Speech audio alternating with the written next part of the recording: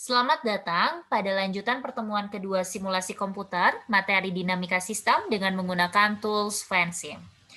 Baik, berikut merupakan interface dari software Fansim yang telah berhasil saudara download mengikuti step-step pada slide yang tersedia. Dan berikut merupakan menu-menu yang terdapat di dalam Fansim yang dapat saudara gunakan. Baik, kali ini kita akan menggambarkan causal loop diagram beserta stock and flow diagram dalam satu lembar kerja. Untuk membuat variabel dalam causal loop diagram, bisa menggunakan menu variabel di sini atau pilihan komen di sini. Tetapi karena variabel dalam causal loop diagram tidak berisikan rumus dan tadi saya akan membuat causal loop diagram beserta stock and flow diagramnya dalam satu lembar kerja saja, maka di sini saya menggunakan komen untuk membuat variabel causal loop diagram. Baik, kita klik satu kali komen di sini, lalu klik satu kali di lembar kerja, dan akan muncul komen description seperti ini. Di sini pilih clear box saja, lalu saya akan tuliskan variabel yang saya punya. Misalkan di sini saya mempunyai variabel populasi dan saya akan klik no cause-nya. Oke. Setelah itu lakukan hal yang sama. Di sebelah kirinya saya punya variabel kelahiran sebagai in rate dari populasi, lakukan hal yang sama. Oke. Dan saya juga mempunyai out rate dari variabel populasi. Baik. Selanjutnya adalah untuk menggambarkan hubungannya, kita akan menggunakan row di sini. Ya, kita klik satu kali row di sini. Seperti kita ketahui bersama, semakin meningkatnya populasi, maka dia akan berpengaruh positif terhadap kelahiran. Seperti itu. Kita klik satu kali di sini populasi, klik di tengah satu kali, klik di kelahiran sekali. Bisa saja langsung klik di sini sekali, lalu klik di populasi sekali, dan bisa di-adjust. Ya. Kelahiran semakin tinggi akan berpengaruh semakin tinggi pula terhadap populasi, akan menambah populasi, seperti itu. Di sini untuk menuliskan polaritasnya kita bisa menggunakan komen, iya, klik saja di sini, lalu kita tuliskan positif karena pengaruhnya positif, lalu kita bisa copy paste saja, ya, kita letakkan di sini. Baik, lakukan hal yang sama untuk populasi dan kematian. Kita pakai raw di sini, lalu kita klik di sini untuk populasi, dia berpengaruh secara positif terhadap kematian. Maka semakin banyaknya populasi, maka kematian pun akan semakin banyak. Oke, kita di sini apa namanya?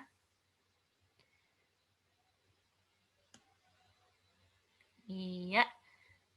Di sini kita kopas saja, jangan sama kelahirannya. Ya. Lalu kita pindahkan,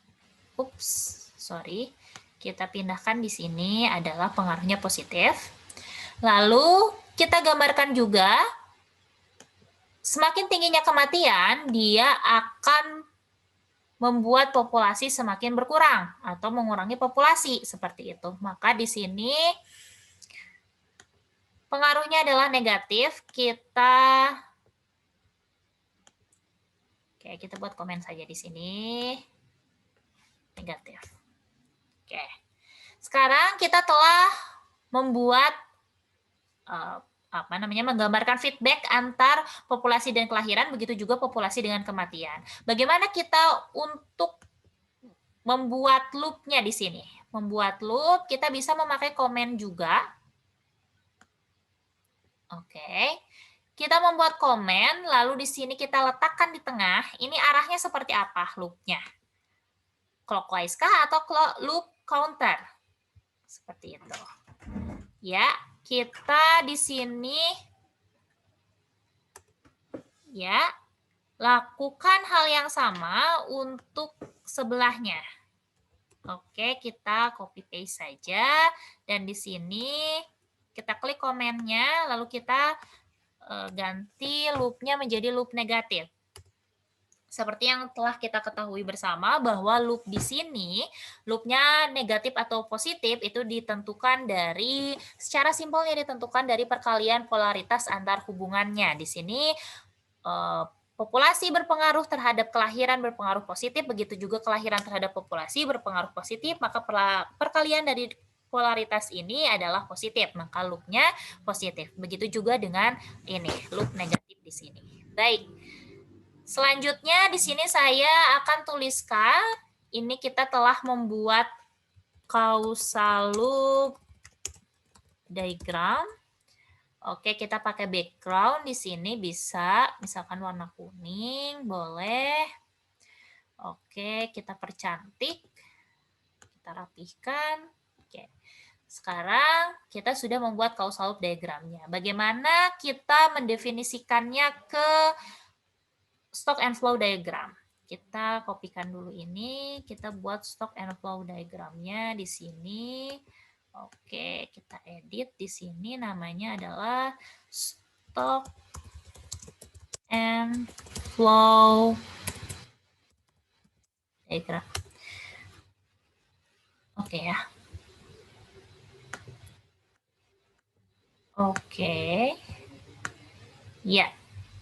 Sekarang kita akan membuat stock and flow-nya seperti apa. Di sini sudah tersedia variabel, level, row, dan rate. Nah, variabel di sini dia bisa berupa konstanta atau dia bisa berupa auxiliary, seperti itu. Kita ketahui bahwa populasi di sini adalah sebagai level, di mana dia merupakan bentuk akumulasi dari in rate-nya berupa kelahiran dan out rate-nya berupa kematian. Maka di sini kita definisikan level-nya itu adalah populasi. Oke. Dan kita definisikan rate-nya di sini, kita klik satu kali di lembar kerja, lalu klik di variabel levelnya, kita tuliskan kelahiran. Baik, sekarang lakukan hal yang sama dari populasi, dia ada out rate yang berpengaruh negatif, seperti yang akan mengurangi populasi, yang namanya adalah kematian. Oke. Nah, kelahiran dia berpengaruh positif terhadap populasi. Kelahiran dia merupakan in rate yang akan menambah levelnya.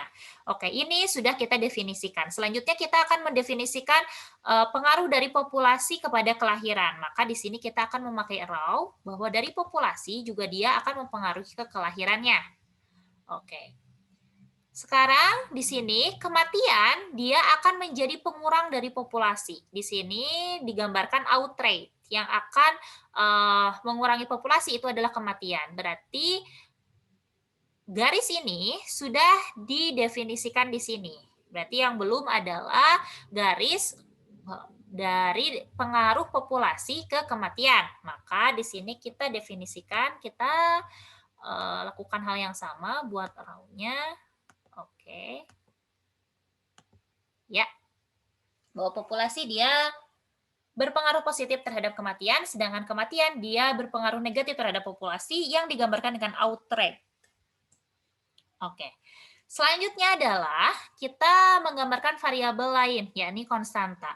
Biasanya di dalam causal loop diagram itu konstanta tidak dimunculkan biasanya. Dan pada stock and flow dia akan dimunculkan. Di sini dalam studi kasusnya, misalkan kelahiran itu dia mempunyai nilainya itu 10% dari populasi. Berarti di sini kita butuh konstanta yang merupakan tingkat kelahiran yang berisikan 10% tadi.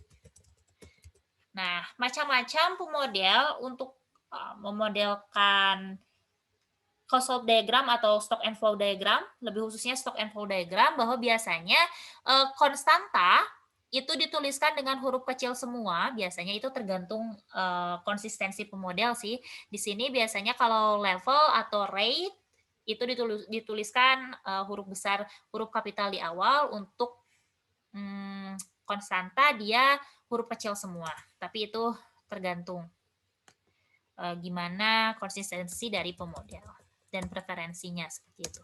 Sini juga ada tingkat kematian. Misalkan saya contohkan tingkat kematian di sini ada 2,5% dari populasi. Baik, kita hubungkan dengan raw ke kelahiran. Lalu tingkat kematian juga di sini ke kematian. Baik. Setelah kita membuat shock and flow diagram, bagaimana cara untuk memasukkan rumusnya? Untuk memasukkan rumusnya kita klik equation di sini. Nah, jika warnanya hitam semua, berarti ini rumus belum dimasukkan, belum terdefine, belum terdefinisi, seperti itu. Maka kita definisikan satu-satu. Oke, kita tuliskan dulu kelahiran. Kelahiran di sini tipenya apa? Di sini ada auxiliary, data, inisial, level, lookup, reality check. Nah, di sini kita pilih konstan karena dia berisikan konstanta. Unitnya di sini karena misalkan saya contohkan 10% per tahun, maka unitnya di sini saya tulis per tahun, 1 per tahun, seperti itu. Lalu di sini saya tuliskan 0,1 karena 10% nilainya. Nah, di sini kita bisa cek sintaks. Nah, sintaksnya equation-nya udah oke, kita oke saja. Nah, kotak hitam di sini sudah menghilang, berarti tingkat kelahiran sudah terdefinisikan. Sekarang kita mendefinisikan tingkat kematian. Di sini juga konstan. Nah, ketika kita sudah mendefinisikan satu unit, maka itu akan ada. Nih, kita tinggal pilih saja di sini, misalkan tadi 2,5% ya kematiannya itu dari populasi. Oke, kita definisikan, lalu kita di sini cek sintaks, sudah oke, maka kita maju lagi ke sini. Kita lihat populasi dulu. Populasi di sini merupakan level, karena dia pakai kotak yang tadi kita pilih level, untuk level. Di mana di sini dia merupakan akumulasi dari kelahiran dan kematian. Misalkan di sini unitnya saya tuliskan jiwa, saya definisikan jiwa. Di sini initial value-nya, misalkan saya tuliskan 100.000 deh, misalkan ya, inisial value-nya 100.000. Kita cek sintaks. Oke. Ya, variabel tingkat kelahiran sudah terdefinisi, populasi sudah terdefinisi, tingkat kematian sudah terdefinisi. Sekarang kita mendefinisikan kelahiran. Kelahiran dia merupakan auxiliary. Seperti itu. Dia merupakan in rate dari populasi. Lalu di sini kita tuliskan rumusnya. Nah, yang menjadi yang masuk ke variabel itu tuh ada populasi dan tingkat kelahiran. Kelahiran besarannya itu dia 10% dari populasi. Berarti rumusnya adalah tingkat kelahiran dikalikan dengan populasinya. Oke, sekarang untuk unit kita bisa langsung cek unit saja. Oke, langsung keluar jiwa per tahun. Seperti itu. Kita cek sintaks, sudah oke, kita oke. Lakukan hal yang sama untuk kematian. Kematian tadi 2,5% dari populasi. Maka klik tingkat kematian, lalu klik dikalikan dengan populasi, lalu kita cek unit. Dia akan keluar jiwa per tahun, seperti itu. Lalu kita cek sintaks, sudah oke, kita oke. Nah, semuanya sudah terdefinisi di sini. Ketika semua sudah terdefinisi, maka jangan lupa di sini kita setting dulu. Kita setting di sini initial time-nya tergantung saudara mau melihatnya dalam apa. Di sini unit for time-nya dia dalam bulan, lalu initial time-nya dari bulan ke 0 sampai dengan final time-nya 100, time step-nya 1, kita oke saja. Oke, lalu setelah itu kita simulasikan. Setelah disimulasikan, ketika kita ingin melihat output-nya dalam bentuk grafik, grafiknya seperti apa, kita klik saja. Misalkan kita mau lihat populasi saja. Kita lihat, lalu kita pilih misalkan di sini dalam bentuk grafnya seperti ini untuk populasi. Atau bisa saja saudara ingin melihat secara langsung 3 variabel. Kita klik populasi lalu shift, klik kelahiran dan kematian. Kita lihat grafiknya seperti apa. Oh, grafiknya seperti ini, gitu ya. Lalu jika saudara ingin melihatnya dalam bentuk tabel, saudara bisa pilih tabel di sini. Ya, seperti ini. Dan saudara jika ingin melihat dalam bentuk tabel time juga bisa. Seperti ini hasilnya. Ya. Selama tadi final time-nya 100 dimulai dari 0 ya. Oke, baik. Sekian tutorial sederhana penggunaan Fansim. Saudara dapat mencoba sendiri di rumah dengan studi kasus yang telah diberikan pada slide. Terima kasih. Sampai jumpa kembali.